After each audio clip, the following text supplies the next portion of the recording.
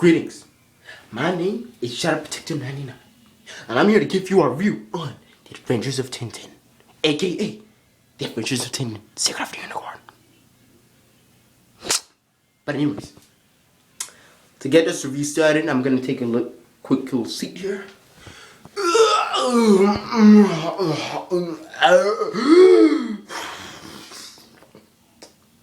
Yeah, I do that every time I gotta take a seat. So anyways, before I start this review, let me give you a backstory. Not on TinTin, because I know jack shit about TinTin, but I'll give you a review like how I got started, like how I went to the movie. It's very interesting. But anyways, here we go. So anyways, back in 2010, the dinosaur ages, when iPhone 3Gs were like cool back then, I went to go see the worst movie this decade, The Last Airbender, which in my opinion, I think, you know what, screw it, Dragon Ball Evolution was way better than that, honestly. I mean, yeah, it was that bad in my opinion. But anyways, yeah, so I went to go see that crap fest, and before the crap fest came on, they showed this teaser trailer for this weird kid with orange hair. He had on a blue shirt and had a gun. Pow, pow, pow, pow. And he was shooting at this car for some odd reason. I don't know why. But when I saw this, then the scene following afterwards, it showed presented by Nickelodeon. I'm like, what? Nickelodeon showing all his guns? Then the trailer talking about killing people. They're talking about pirates. I'm like, dang, Nick, y'all going like on the deep end now. Y'all taking it serious. And I'm like, what's this movie gonna be called that's coming out? Then at the end of the teaser trailer, they had The Adventures of Tintin.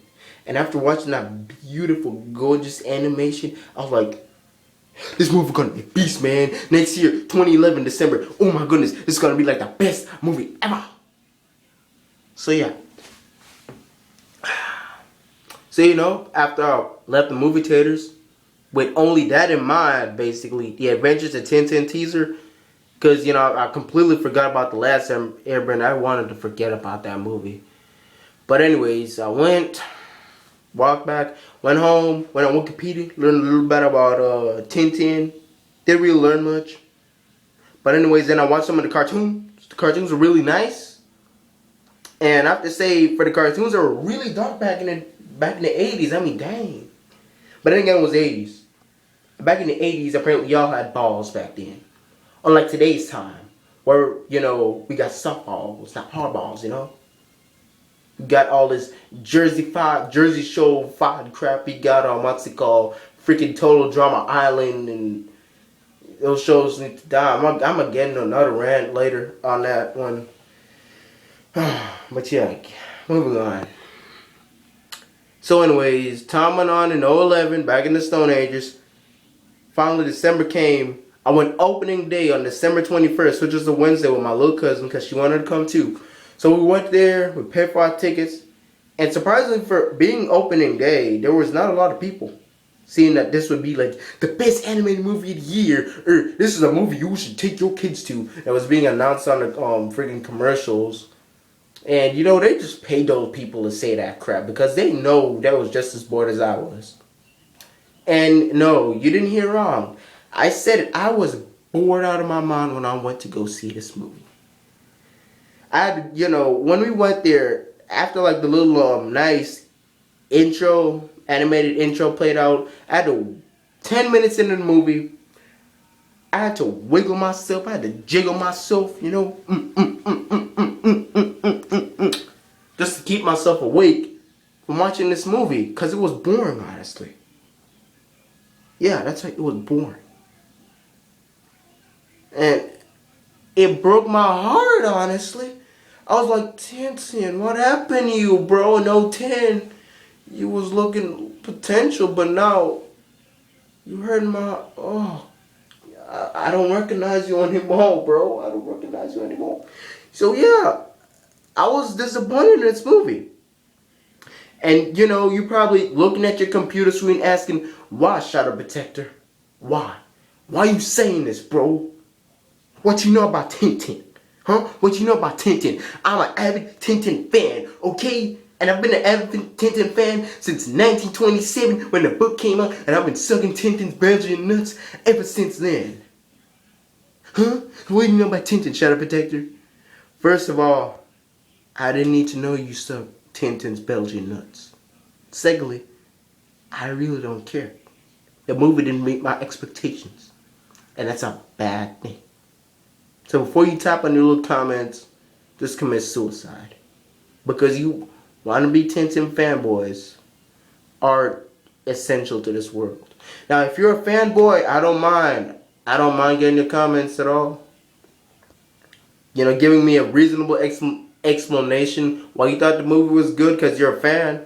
But if you're a wannabe fan, you just went on Wikipedia and read about the summary in the books, and you think you're all TinTin savvy, just jump off a bridge. We don't need you. But anyways, let's get into this review. So anyways, the story. Now, in the story was based off of two of the Tintin's creators of books. The Secret of the Unicorn and the Golden Crab Claw. Or was it just the Golden Crab? I don't know. But anyways, it was supposed to be based on these two books. And directing this movie was Steven Spielberg and co-director Peter Jackson. You would think this movie would have the action, the comedy, and the suspense. Like, you know, Indiana Jones. Because I have a teacher from Europe who said that, like, basically Tintin was essentially the Indiana Jones for Europe. And you think Steven Spielberg and Peter Jackson combined, two guys who are great at writing action scenes. You think these two guys would be able to pull this off using CGI technology, no less. And sadly, they didn't pull it off. And it's like, don't get me wrong, the story based on the two books as I saw the cartoons, which are really good,